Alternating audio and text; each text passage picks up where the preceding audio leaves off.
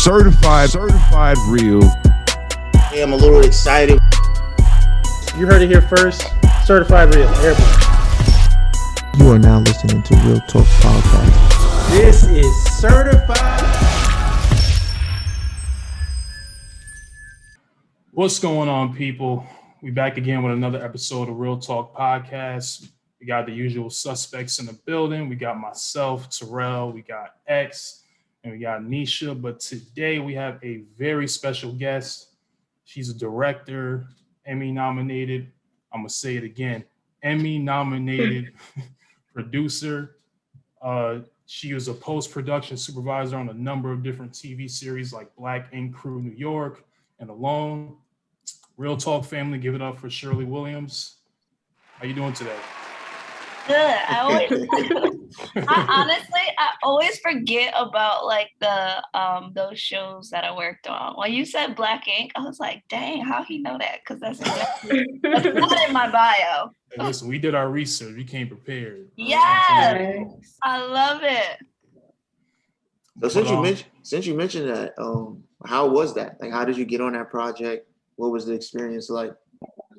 So, yeah, I love it. Y'all really did y'all research. So a friend of mine, he was like an associate producer, and he was like, me and him was chopping it up one day, and he was like, "Oh, Cheryl, I just applied for to be like a AP as an associate producer on Black Ink." And I was like, they're hiring? Because it was like the show at the time. So I was like, I just like did my research, and I was trying to figure out like who were the showrunners or who were like the EPs and stuff. And then I sent my resume blindly to the showrunner. His name is Ken Martinez. I think he's like an executive over at VH1 now. But I like sent my resume to Ken Martinez, and he plugged me with the head of post-production. And I went in, I did an interview, and like me and her like hit it off, and she like hired me basically like on the spot. And then I worked on a few seasons of Black Ink, but Black Ink was like when it first came out, it was so raw. VH1 had never had a show like that. Like those characters were real. There was little producing being done on that show because those storylines were so authentic. But after a while, as I grew, I was like, I can't be a participant in watching Black folks act a damn fool, so I gotta dip. And then I decided to leave. But it was fun. It was a fun series to work on. So I wanted to ask about Alone too, because that's my pop's favorite show right now. It's Alone. So is it similar? Alone was amazing. So Alone was a very hard show to work on. I did the first 2 seasons, I think. It was very, very challenging. That show was probably like my most favorite show to work on because it's very like documentary style, but the participants are self-filming. So, you know, our first 2 seasons we filmed in Vancouver, and it was a lot of work around like getting all this equipment out there. There was a lot of work and like getting media back to post.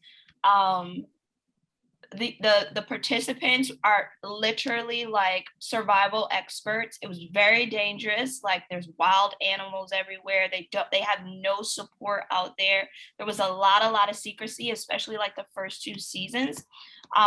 It was A&E's first time doing a series like this, so they were very protective in terms of like what was shared and what was shown just internally. Like I remember we had to buy brand new like computer screens that had like these sick filters so that the people around us in cubes could not even see the footage that we were watching. But Alone it's such a authentic and raw series. Like it's really, really dope. And everything you see in Alone is true. Like there's no producing. Like everything you see is being captured and being told by the participants that are filming themselves. So on this show, you were the post-production supervisor? Yeah, so on Alone, I was a post-production supervisor. So my job was like to hire all of the editors, assistant editors, everybody to assemble the teams in post to get the job done. And then to make sure that all the media was coming back from Vancouver Island to New York City safely, to make sure that they had enough media, the participants had enough media to film for sometimes for months. I was like the liaison between like our creative folks here in New York City and like the creative team there on the ground in Vancouver Island. So basically, like I was the gatekeeper to the post-production side of the show. Okay, so you never worked in Vancouver. You were mainly in New York? Absolutely not. Absolutely not. Nobody was getting me to go out there. It was a beast. It was a monster. But I was able to send post-production support there on the ground because it was needed. It wasn't going to be me. I'm not a nature girl. That's so funny. How many people like worked under you? Because personally, I've never even heard of like post-production supervisor. So what I assume was you had several editors under you that you were in charge of. So how does that process work? Yeah. So a post-production supervisor is like, for a show, that person is like the head of the post-production process for that particular show. So I was responsible for like managing our budgets for post-production, managing our schedules for post-production, managing, finding the editors, making sure that like the showrunners or the executive producers have a say and sign off on the editors that I find. And then like teaming them up with an assistant editor who's basically like the right-hand man or woman to the editor, making sure that the editor, the AE, they have everything that they need to get the job done, to tell the story. So any needs that they have, they come to, it would probably go to like my right hand, which is like a post coordinator. And if they can't handle it, then like they tap me in and then I support. But the post supervisor, I'm actually glad that you asked that, because there's not a lot of, there's just not a lot of Black post supervisors. Like I know I can very rarely, I probably know like 5, which is really sad. But a lot of people don't know that job exists, and it's a great money maker, like an incredible money maker. And it puts you kind of like at the top of a management chain. So it gives you an opportunity to learn a lot about like communication skills and how to be with people and how to organize and how to do budgets and how to do schedules and how to talk to and wrangle executives who may be brats or out of control or not on schedule or very disorganized. But I'm glad you asked about that, because it's not a very popular role, and a lot of people don't even know that it exists. Like when I came into media, I didn't even know what a post supervisor was until I got on a job where I had one, and I was like, oh wow, this person's like amazing. And my first post super was like John Tricoli. He was a short white man. Most of them are like white men. But yeah, like my job as a post supervisor was like making sure that we had like post-production assistants, like the assembling in a whole team and making sure that the team is telling the story that that the creatives are looking to have be told. And then like when the notes come in from the network or from the studios, right? Like before I start sending stuff out, I'm like reading through them, making sure that this is stuff that we can accomplish, making sure that they're not disrespectful, and cleaning stuff up before I pass it along to the team. So it's a lot of logistics work. And depending on what show you work on or what type of team you're on, sometimes it could be very creative too. Okay, so I noticed you're in development for your documentary, A Breaking a Belonging. How did you find out about Martin Thomas? How did you come about that story, and what made you want to tell his story? Yeah, so so A Breaking Belonging is about Pastor Martin Thomas.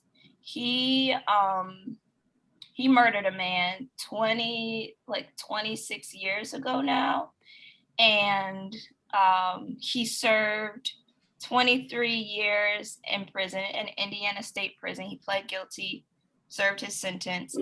And I'm telling the story of like, he never told anybody what happened, like didn't tell a soul. So it's still this big mystery. So I'm telling the story of like what happened.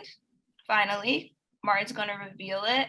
And Martin's prison experience, what happened to his 5 children. He has 5 boys. And when they lost their father to incarceration, like it was just downhill from there. If you could imagine, like, wait, you have your dad, your spiritual advisor, your mentor, and then like who is a great man, and then you wake up one day and he's in prison, and all the boys are at the time were ages like 12 to 20. So it really, really, really affected them.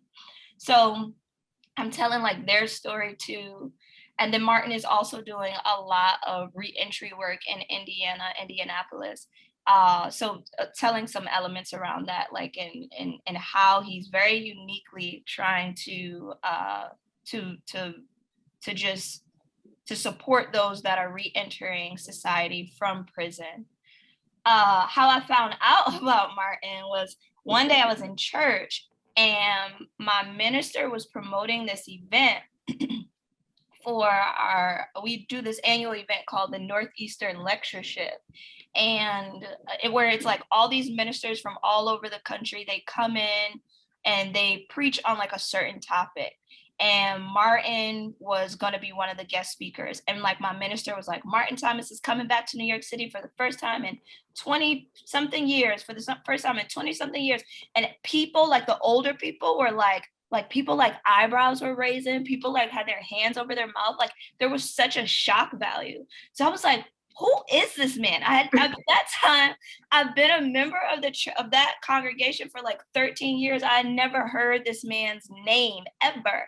So I like went home and I asked my mom, because she would go to this church when she was like a little girl.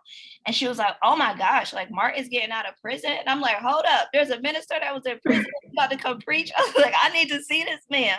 So I went and I heard him talk and I was just like mesmerized. Like I was so blown away. Like in the pulpit, he didn't talk about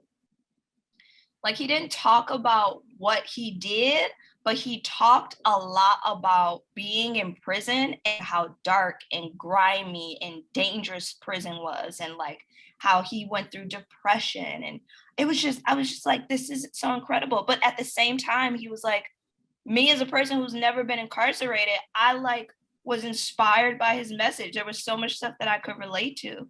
So then I went and I started doing research about him.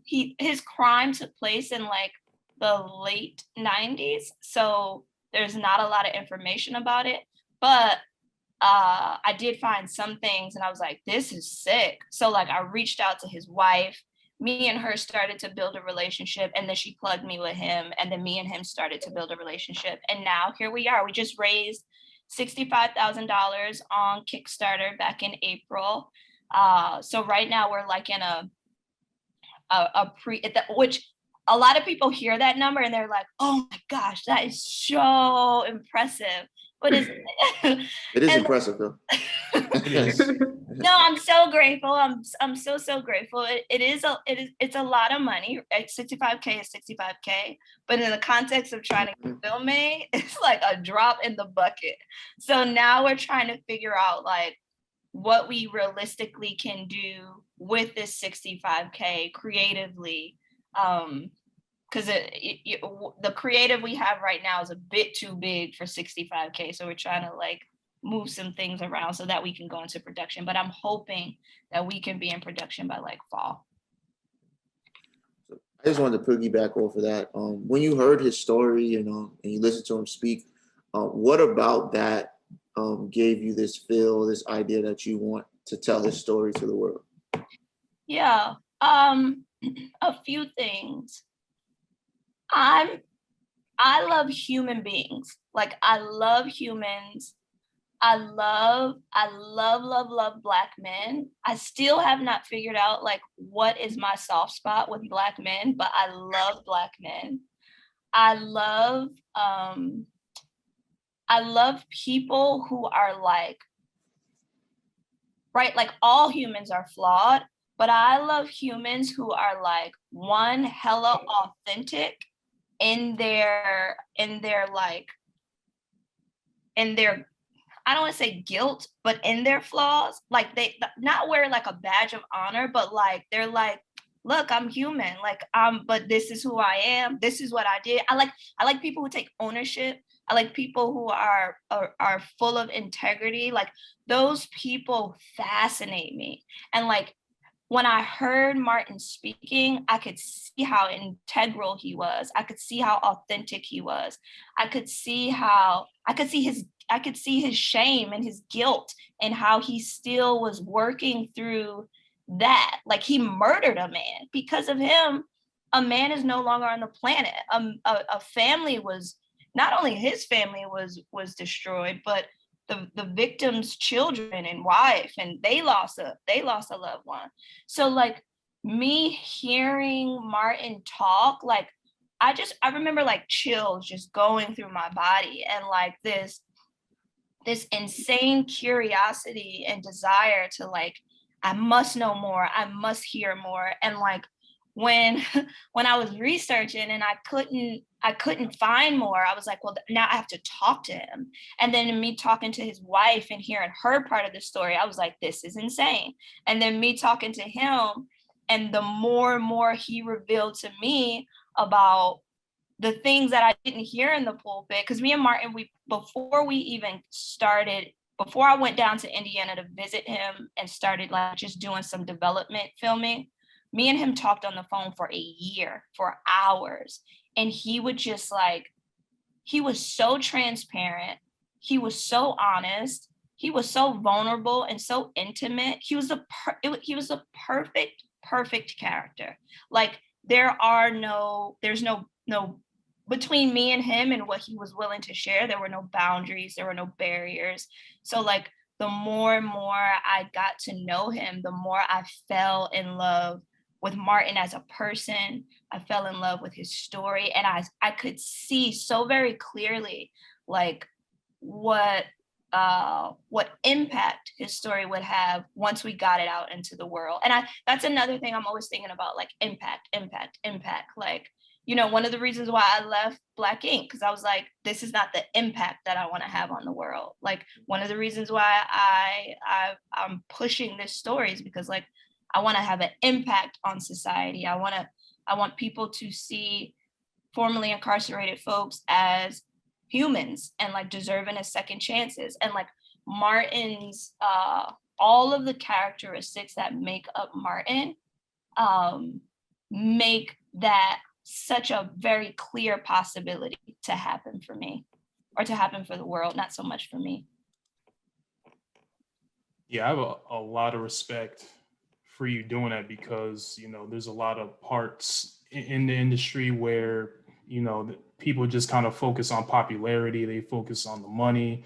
And you, on the other hand, you're more concerned about the impact, and you're staying true to the art. But I did want to ask, like, what was his initial reaction when you told him that, you know, you were a filmmaker, you wanted to tell his story? Like, was he like, there was no resistance, he just kind of just poured out? He laughed so hard, and he told me I was crazy. He was like, I don't know. It's so funny. Martin does not, I think because, you know, one of those things is like, because you in it, you can't really see. Right. Like, I think because he's in it, he's like, I don't see what the big deal is. I don't see how there's a story here. But if you feel like you want to, he always say, if you feel like you want to spend your time doing this, do it. Like, he was on it from jump. But I think that because of how I showed up, and I was consistent, I was honest, I was transparent, like, and I did the work of building a trusting relationship, it was a no-brainer for him. But he also like laughed in my face. To this day, he's like, "You are nuts. I don't know why you're doing this." To literally to this day. So I also think There's that. a- Oh, no, go ahead, Nisha. Go ahead. I also think that is dope too, and I wanted to piggyback off Terrell because I have a question about representation. So on the show, we're really big on representation, and we talk a lot about representation, Black traumas, different things like that.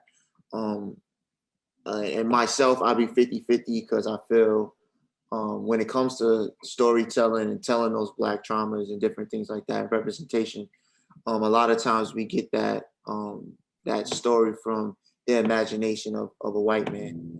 And sometimes you wonder about how authentic that is and what audience they're gearing those stories to.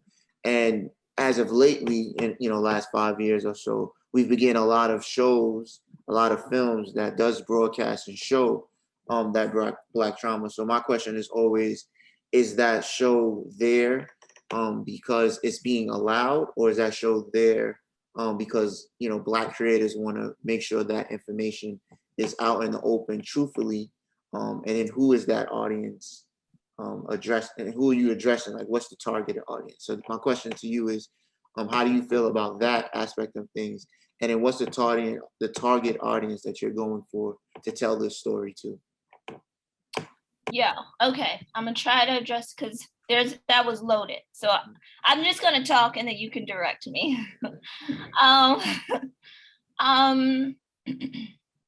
So the audience that we're looking to target is definitely the formerly incarcerated population. The story is being told by it's Martin Thomas' story. It's an opportunity for someone who has gone through the system, who is guilty or who was guilty,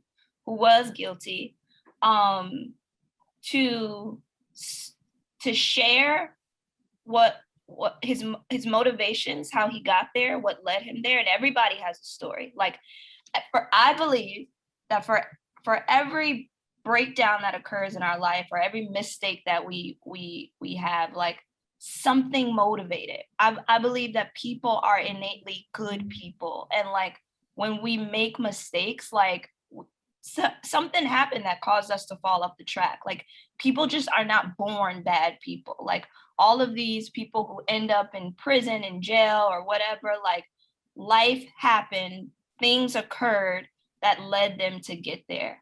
And Martin's story is such a, when we get into his backstory and his history, like, it all makes sense as to how Martin got here. So I definitely am looking to tell this story to support the voices of the formerly incarcerated population.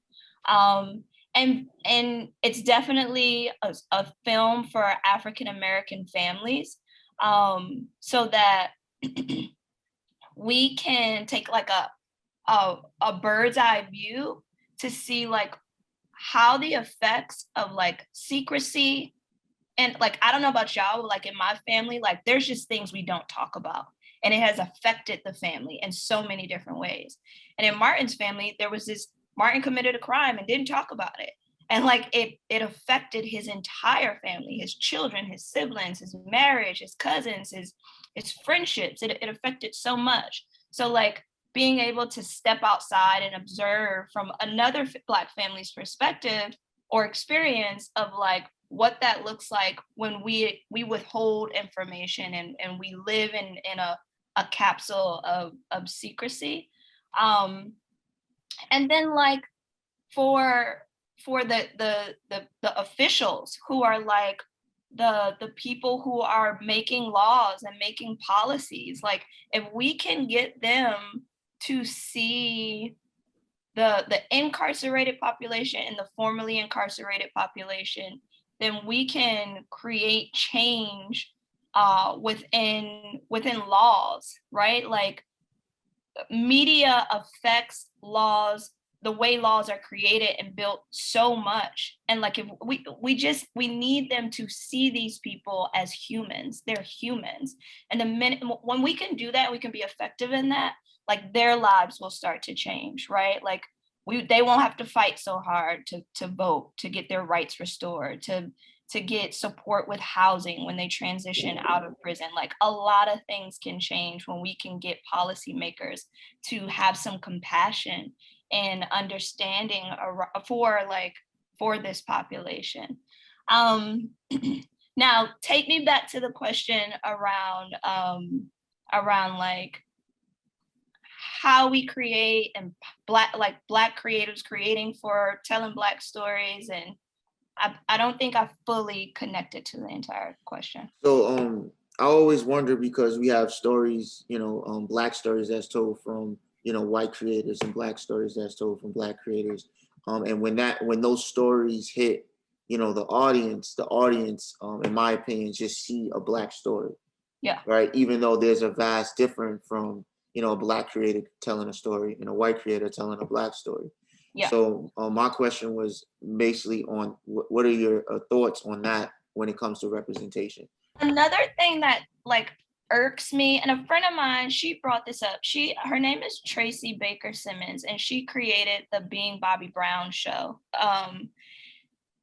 And I remember listening to her say on a panel one time, she was like, why do they call our stories like Black stories? We don't call white stories, they just stories. But when we in them, it's like Black stories. So like that label just irks me, right? And it keeps us in a box. And like it doesn't help to like make us a part of like the whole.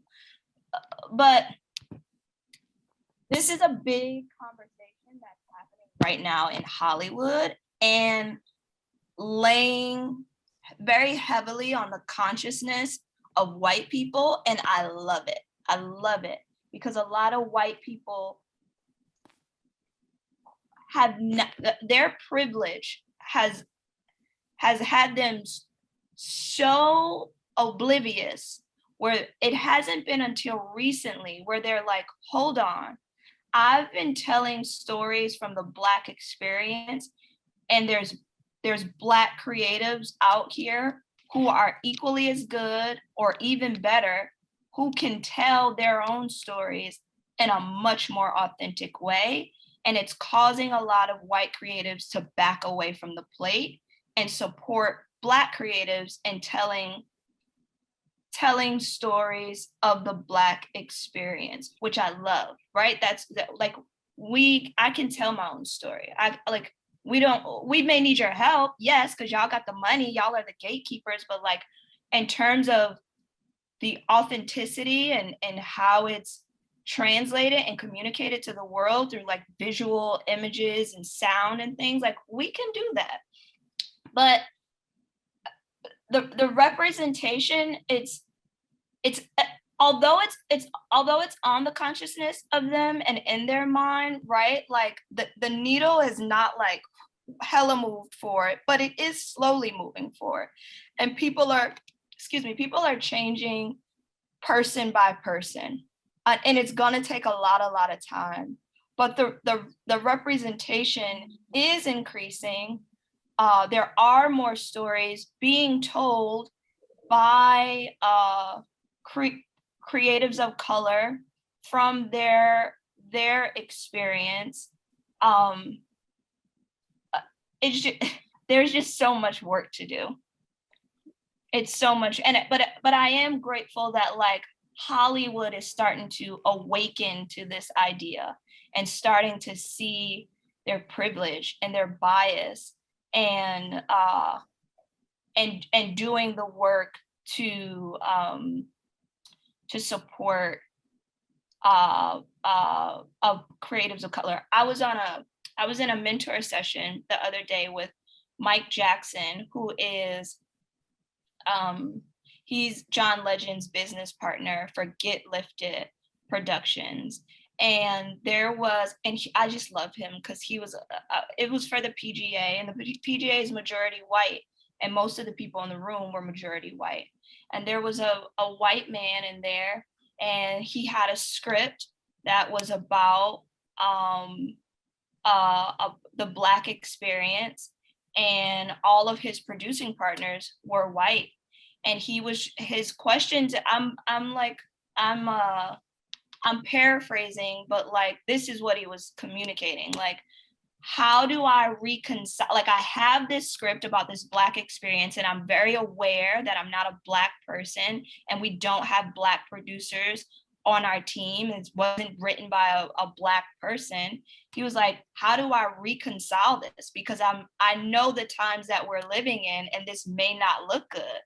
And like, Mike was so 100 with him, like, bruh, like, that's you, there's no more excuses. We live in a racist world. Like, you know what you need to do. Like, I'm not going to try to comfort you because you have your team and you have this killer script. You go out there and do the work on finding somebody who is reflective of that experience, who can support and be on the team and make sure it's like done respectfully and right.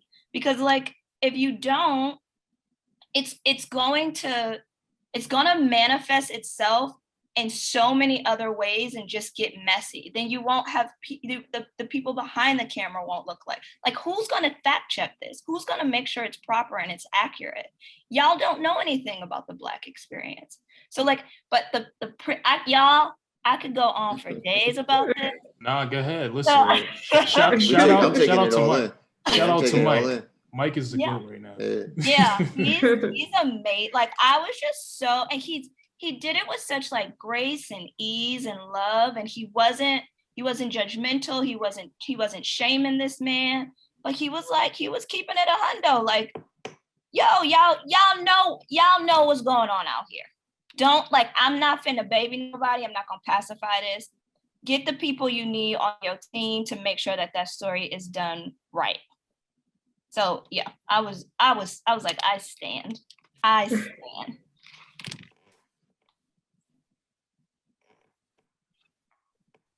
That's dope, because yeah, I wanted to move forward because I wanted to ask about your production company. It's called Willie B Productions. What was that one of the reasons why you wanted to start your own production company, was to be in that position where you can actually tell your own story, you know, from a Black perspective? No, it's about money. Of course. Paying less on taxes and getting a check. No, that's another thing we need to talk about too, especially with people that's coming up. Like, you know, you could open you up a LLC, and like, when you do your gigs, like, file as like a 1099 or whatever, and like, you not paying the same amount of taxes that you pay as an employee. So it's because you get to write so much more stuff off. Like, I can write off my rent, I can write off my Metro cards, I can write off my cabs, I can write off my food, which is something I can't do when I'm working as a W-2 employee. That's how I started it. But like, now it's transcended into something much more greater, where me and one of my producing partners, her name is Holly-Ann Sauber. She runs production over for Complex Networks. But like, we want to, and soon to come, we want to be leading producers that are helping to bring super dope scripts to the studios and broker deals, and like, we can produce that content under the umbrella of Willie B Productions. So it started out as one thing, and as I've like grown and elevated, the production company is now starting to elevate. But a break and belonging, which is Martin Thomas's story, will be one of the first stories to be produced under Willie B Productions. Congrats on that. Thank you. So I kind of want to backtrack a little bit and ask, what made you want to get into filmmaking? So I went to school for on-camera acting. The school at the time was called School for Film and Television. Now it's called the New York Conservatory of Dramatic Arts. And when I got out of school, I was like auditioning probably for like 2 years, and I just couldn't get anything. And I know it's not because I wasn't talented. It was playing you. I'm hella talented. But at the time, like all of the gigs that like were going to Black girls, they didn't look like me. They were like hella light skin, wild, crazy, curly hair, like very like mixed mulatto looking. And when I look at like all my Black friends at that time who like look like Black girls, like we was all struggling. We could not book gigs. And now things are different, right? Like Hollywood's like, we want brown skin, we want kinky Viola Davis hair. So it looks different. But my mom was like, girl, you need to get a job so you can pay these student loans because I'm not doing it. And then big shout outs to like one of my best friends, Kristen Carter, she's a showrunner. She just did like this really dope piece with a Kevin Hart show. She like writes for every single award show you can think of. She's brilliant. She was the creator of that series on OWN, Black Love. She's just beautiful. She was a writer on this show for BET. She was their head writer. It was called The Black Carpet. And she plugged me with this other woman called Joy Chen, who I also love. Joy Chen is the executive in charge for Truly Original, and they do all the housewives shows. And Joy emailed me and was like, I'm looking for a transcriber, which is basically someone who like types up all the video, all the like sound for a video so that the editors and producers can create scripts. And she was like, I'm paying like $125 a day. I need somebody for a few weeks. I was like, $125 a day? When I'm making nothing? I felt like I was balling. I was like, yes, sign me up. She was like, how many words per minute can you type? I went online and did one of those tests. I was like 70 or something like that. And she was like, you hired. Pretty good. Yeah. So then I worked on, it was for when Oprah was starting OWN. When Oprah was starting OWN, she was closing out her talk show, and she did a special called Oprah's like 25th anniversary, something like that. And it was for that show. And then once I got in, I was like, I watched, I paid attention, I hustled, I networked, and it just like snowballed. So you mentioned that you went to school, and we've been having this talk of film school or no film school. And I know you said you went to school for acting, and you're doing something a little bit different, even though you're still in that field. So what's your thoughts on school and no school? Because I know you've been talking a lot about networking, and we all know networking is important. So what is your thoughts on that? Okay, I'm gonna be honest, and I don't want nobody mama calling me, talking about you told my baby don't go to school. I feel like and I have this conversation with like my sister all the time, with my nieces and you know, my nephews. I feel so many different type of ways.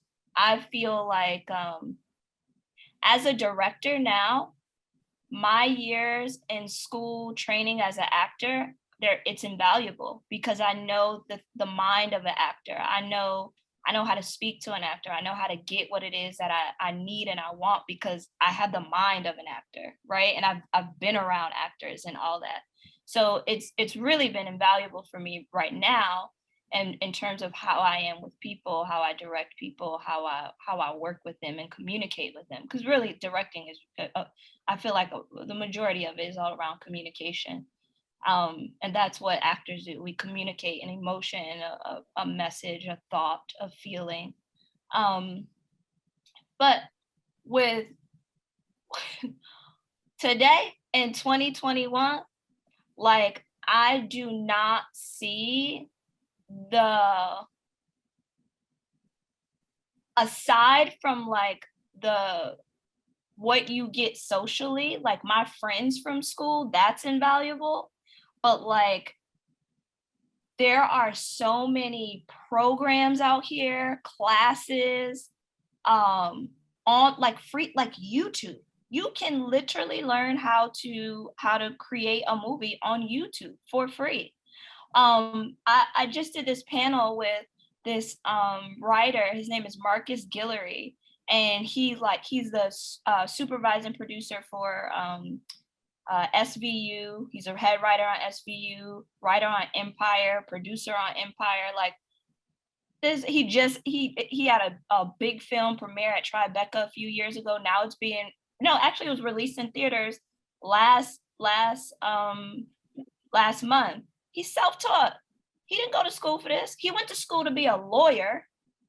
And then after law school, he broke into writing. Like, he is literally self-taught. When I look at me as a producer and as a director, it's all self-taught. I didn't go to school for this. Yes, I went to school for on-camera acting, and those things that I learned there, they're coming into play now. But like, I just don't see the cost doesn't make sense to me.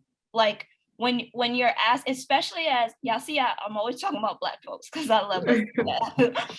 with Black folks, when we don't come from generational wealth and our parents just can't cut a $150,000 check so we could go to school for not for free, but without acquiring debt. And we're walking out with hundreds of thousands of dollars in debt, and like some people will literally be paying that off until they go into the grave. Like, I don't see the benefit when there is just so many resources out there that are either very low cost, like Manhattan Neighborhood Network. They will train you on how to be a producer, train you how to operate a camera, train you on how to edit for free. Brick Arts Media, same thing, for free. Or the classes are like $25. So for me, when I look at I think that some of us are still holding on to this societal concept that like school or college is just so important, and you must go. But when you dig and you say why, okay, then why? I feel like it just don't add up. Again, I don't want nobody, mama or daddy, calling me, because a lot of people do not agree with that message. But that's my answer. All right, so I got a quick question. When you found out your work was being nominated for an Emmy, what was your initial reaction to that? Good question. It was so funny because like I finished first of all that film, Jesus Christ. So that film was done by Joe Berlinger. Joe Berlinger just did Cecil Hotel on Netflix. He did the Ted Bundy stuff on Netflix, like the scripted joint and the doc. Like Joe is he's an icon. And I worked on this film, Intent to Destroy, and it was so difficult on so many levels. Like, right, like Joe is a brilliant director. He also, like, when Joe call you 9 o'clock at night, like, I need you jump up and do it. So like I've been working on maybe 9 months to a year. I was working on the film, and I was tired, physically tired. The team was very small. Joe he has high standards, a high bar. And like, this was my first documentary film, and it was with Joe Berlinger. So I wanted to meet everything. I wanted to meet his standards. I wanted to hit the bar. Right. So that was very taxing as a worker. And then the film itself is about the Armenian genocide. So all day I'm watching photos, me, a Black person where my people come from slavery, right? And I'm always hearing we already got PTSD from so much stuff, like whether it be hearing gunshots in the middle of the night or, having to fight for our lives, or just the history of Black folks. Like, I'm watching images of people stab pregnant women and pull the baby out, and like seeing these very sick Armenians truck for miles and miles to their death. And this was going on for like 9 months to a year. So I'm intaking and internalizing all of this content, but I know it's for a good reason, right? So I have like that part, plus it's a hard project with a small team. So the film ended, and I was so, and I have a capacity. Like I don't know anybody who can outwork me. I haven't met them yet. But I was so burned out. I literally took 2 months off from work. I was like, I just need to like be still. I need to like get my brain together. And I think because of the project, like it was so tough, I kind of like put it out of my mind. So then that was back in 2017. We wrapped. We premiered at Tribeca, and I think we finished in like February 2017. Then we premiered in Tribeca in like April, and then it was like, and that was it. I was like, project's done. And then like 2 years ago, Joe sent the team an email. He was like, we were just nominated for Best Historical Drama documentary. And I like when I read the email, I was like, Intent to Destroy had been such a past thought. So I was just like, what? I was just like, I remember like my boyfriend at the time, like I looked over at him. I was like, we were just nominated for an Emmy. He was like, what? And I was like, what? We both was like, what is going on? It's unreal. So unreal. I was like, this is dope. But like, I think because there's so many, like, I don't play to like, to accolades and roles and things like that. Like, I know it's the hype because Hollywood said it's the hype. Like, whatever. So I was like, oh, this is really cool. I get to like, now I get to add a new title onto my name, which will give me a little bit more leverage because that's what people buy into. But yeah, it was cool when I got the email. I was like, oh wow, this is really dope. And then I think I just went back to watching TV. Well,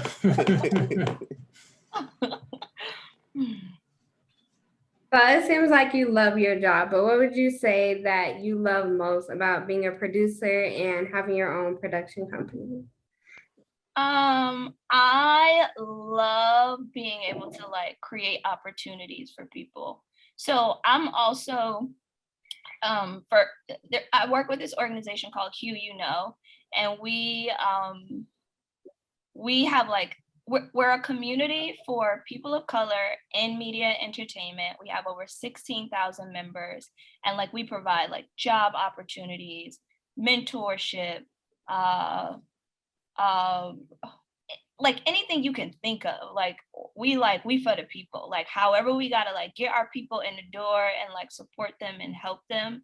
And I think as a producer, like I am able to like just get people jobs. And like when I think about Joy and Kristen, they got me one job and that was it. And then my career like took off. So like I think about that all the time, where it's like people, especially us, we need one opportunity. Like I'll get you in. What you do with it is on you. But like the fact that I'm able to be a gatekeeper and get a lot of people access, like I think that's the most favorite part of my job.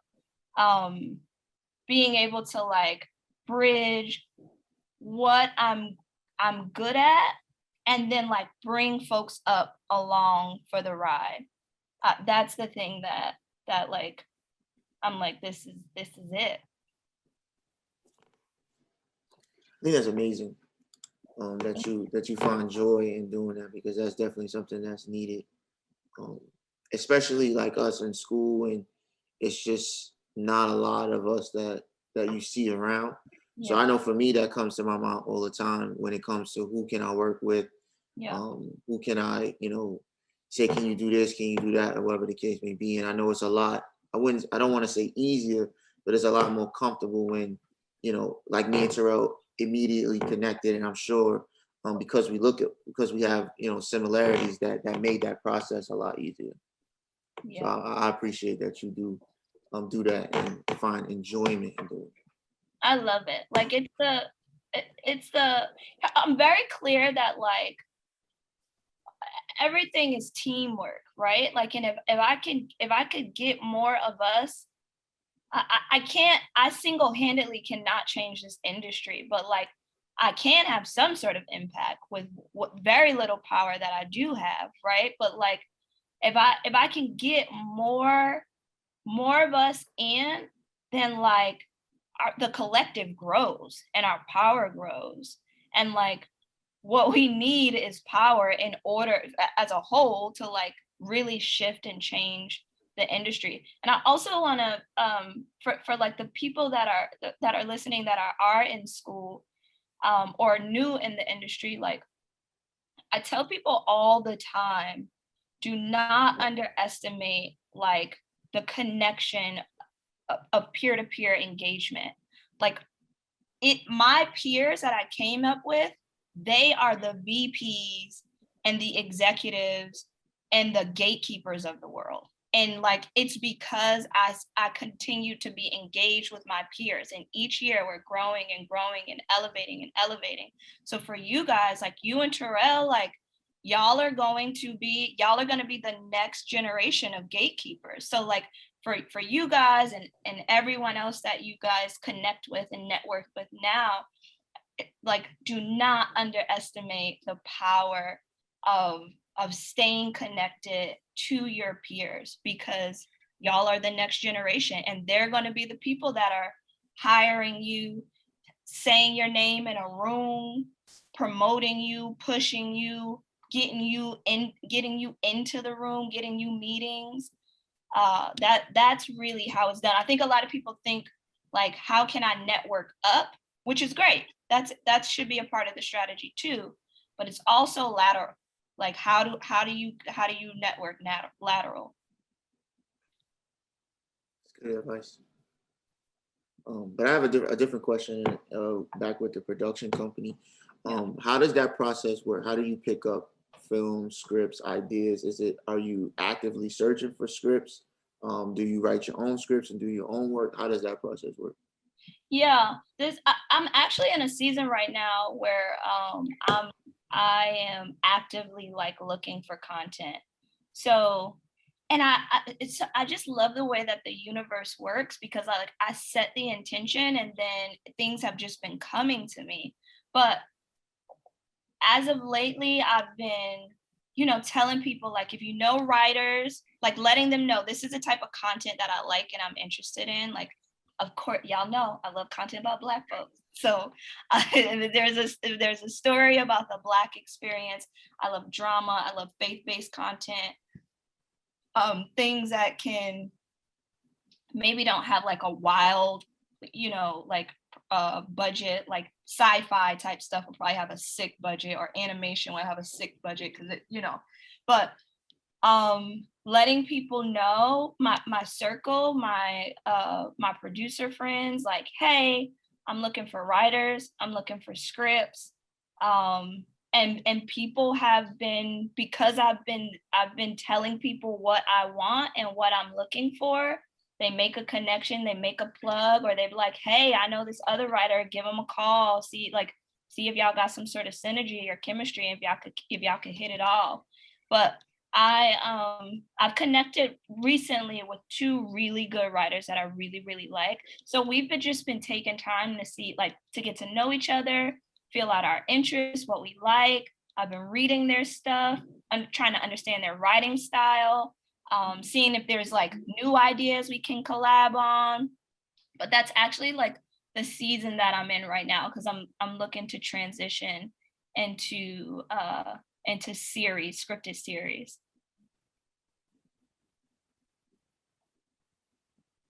That's kind of dope, because and I wanted to mention before, I like the mindset that you have about coming into the industry. Just like in the beginning, you're all about, you know, getting your foot in the door. How can I start, you know, start getting work? How can I keep it consistent? How can I do this? How can I do that? Then once you finally get that opportunity and you see where it takes you, you're like, man, now I gotta, kind of give back. I gotta make sure that I also provide the same opportunities for, other Black people that were in the position that I was in. And and I guess that's what it's all about. And that's the power of networking. That's the power of, recognizing the talent in different people. So that's actually pretty dope. Yeah. Paying it forward. Like I always, I think it's so selfish and arrogant to think that this belongs to us, right? And like we have the audacity, for those that do, to withhold it and not share it and not bring other people into the fold and allow them to be a participant, right? Like that stifles the stories that are told, that stifles potential experiences that people get to have. This is a lucrative business. Like our people can come in and make money, pay off loans, buy homes, make investments. There's so many possibilities with supporting our people with getting into the door. But we gotta like get past ourselves and like figure out, okay, so how can I be a gift? How can I be a contribution? How can I help to bridge that gap and actually do the work? And it's not a lot of work. Sometimes it's just literally like I'll see a bunch of different resumes and then I'll see Xavier's name and I'm like, put him at the top. I know that's a brother. Like put him at the top, call him in. I want to talk to him. Let's give him an opportunity. Because I know that there's a bunch of other people who don't look like me who will see Xavier's name and put his resume down at the bottom. And then that don't let that discourage you, right? But it's the reality of our world. It's the world that we live in. So, I think that like it's such a disservice and such a it's so selfish to withhold all of these possibilities that are available for all of us. I like that example though, because I talk to people about that all the time, that's a way that we combat the opposing of doing it, because it's being done in every room that we go in, that you go into, is being done. And I'm sure we've all have experienced that without even experiencing it, right? Like they seen the last name or first name, or they did a Google search and it was like, all right, that, even though you could have possibly been the best person for that job, so I do like that idea and that approach to combating that issue. Yeah, I agree. So we did talk a lot about your experience, how you came in the industry, what your goals and aspirations were. I guess, is there any other information that you want the viewers to know, like any last words for, any of the upcoming artists in the industry? Yeah. What's coming up for me right now is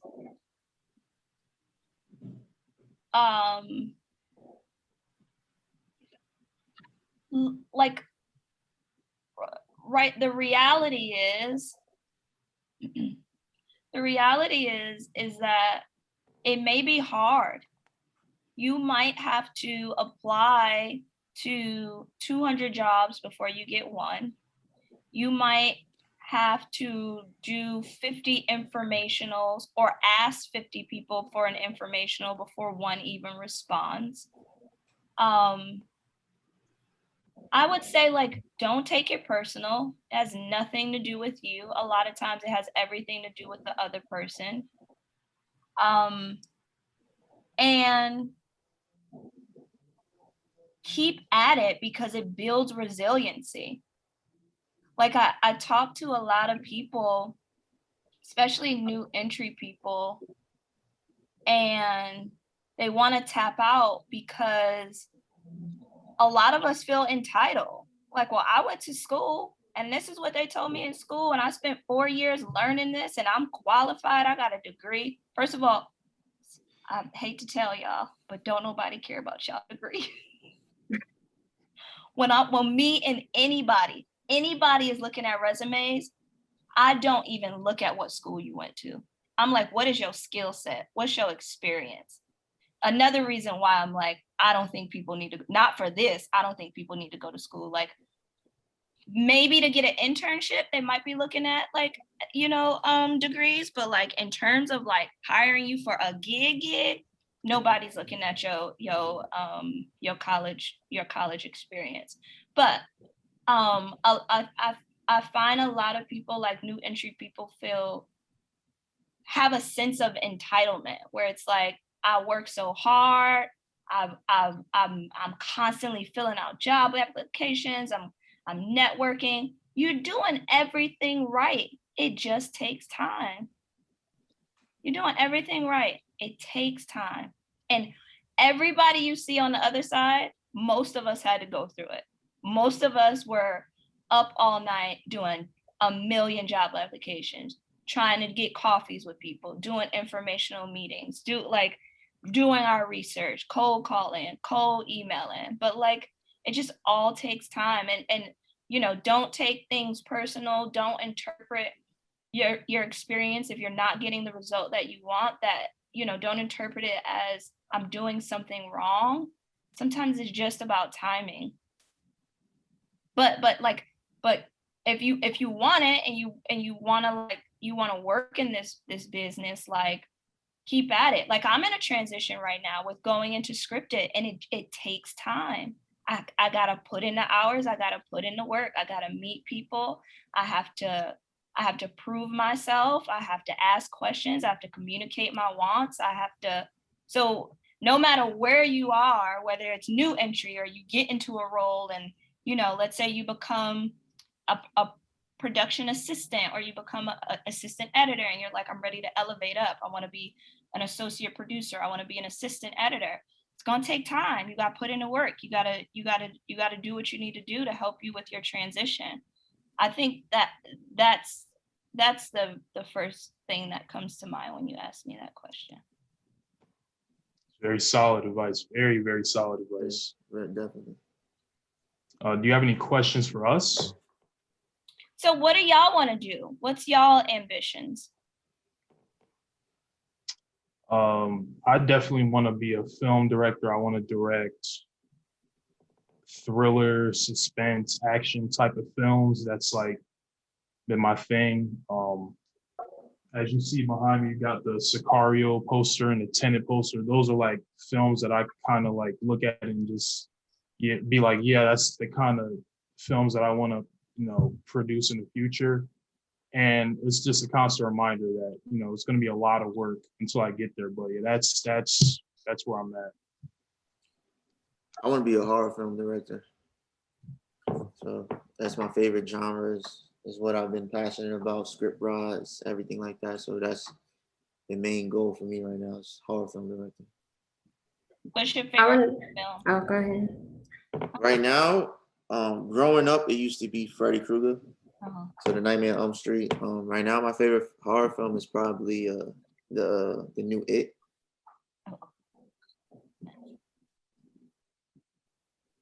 I want to be an investigative reporter. That's the end goal. Make life better for the less fortunate. So I love it. I love it all. Nice. That's what's up. So wait, you gonna say something, X? I was gonna do the same thing you was about to do. I was just gonna say thank you. I appreciate it. I mean, this was a dope conversation. I felt like so much information to take in that I know I'm either gonna come across or have come across. The only thing that I would say is join the military. I think there's so many opportunities to get out of like debt and stuff like that within that, and to get that information, to get that stuff. And if you are one of those individuals that think or believe that education is important, I know that I coming from a generation of parents that they needed a degree to be in those rooms and in those spaces. It's kind of like trained into you as you grow up.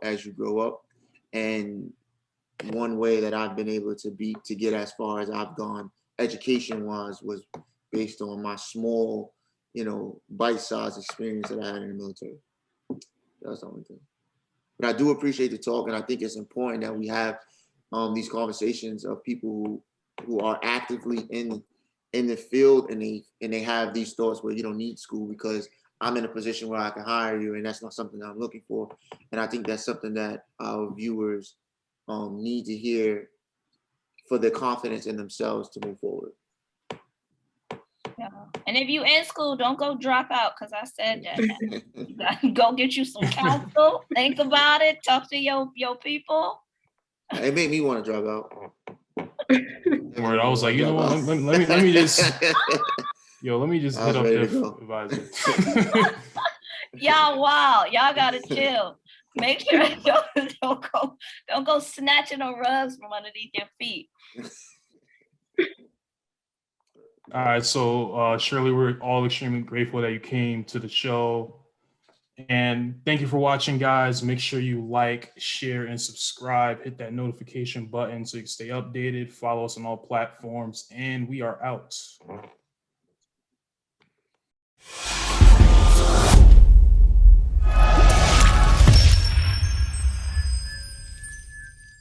Certified real. Hey, I'm a little excited. You heard it here first. Certified Real. Everybody. You are now listening to Real Talk Podcast. This is Certified